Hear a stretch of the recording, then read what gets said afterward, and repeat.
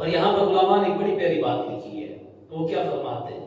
فرماتے ہیں اسباب نہ ہو تو لوگ اللہ کی ذات پہ توکل کرتے ہیں، اور وہاں توکل کرنا بنتا بھی ہے اور توکل کر لیتے ہیں، لیکن جہاں اسباب موجود ہوں سارے کے سارے کہ اسباب موجود ہیں، اب اگر بندہ توکل کرتا ہے نا، تو علماء نے لکھا ہے یہ جو توکل ہے نا، یہ اعلیٰ درجے کا توکل ہے۔ اسباب موجود ہیں لیکن وہ اسباب پہ بھروسہ نہیں کرتا، بلکہ کس پہ بھروسہ کرتا ہے؟ اپنے رب کی ذات پہ بھروسہ کرتا ہے۔ اب بدر کے میدان میں اب کیا تھا؟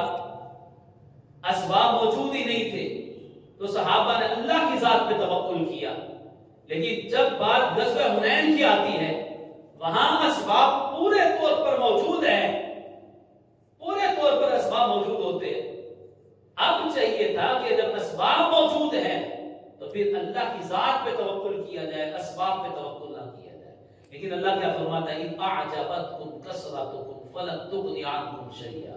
تو میں جب تم اپنی کثرت پر تعجب کر رہے تھے تو میں تمہاری کثرت نے تمہیں کچھ نفع نہیں دیا۔ صرف نکاح کا زاویہ صحابہ نے تھوڑا سا بدل لیا تو کیا ہوا؟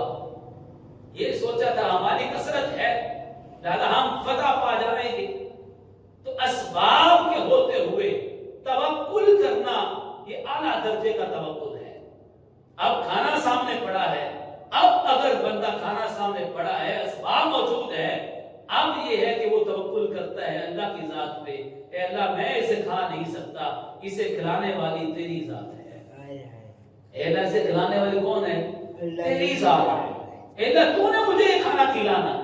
پھر آپ دیکھو کھانا تو چلو بندے کھا لیتے ہیں، لیکن کھانا کھانے کے بعد کھانے کا ہضم کر لینا، کھانے کا تکلیف نہ دینا، کوئی بیماری نہ آنا، یہ بھی تو اللہ کا فضل ہے۔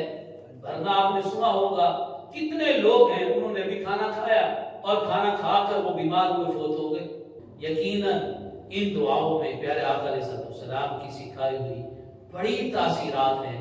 ان دعاؤں کو اپنی زندگی کا حصہ بنائیں تاکہ اللہ تعالیٰ ہمارے حال پر رحم فرمائے اور ہمیں اللہ تعالیٰ صحت و تندرستی والی زندگی بھی عطا فرمائے۔ دعا اللہ تعالیٰ مجھے اور آپ سب کو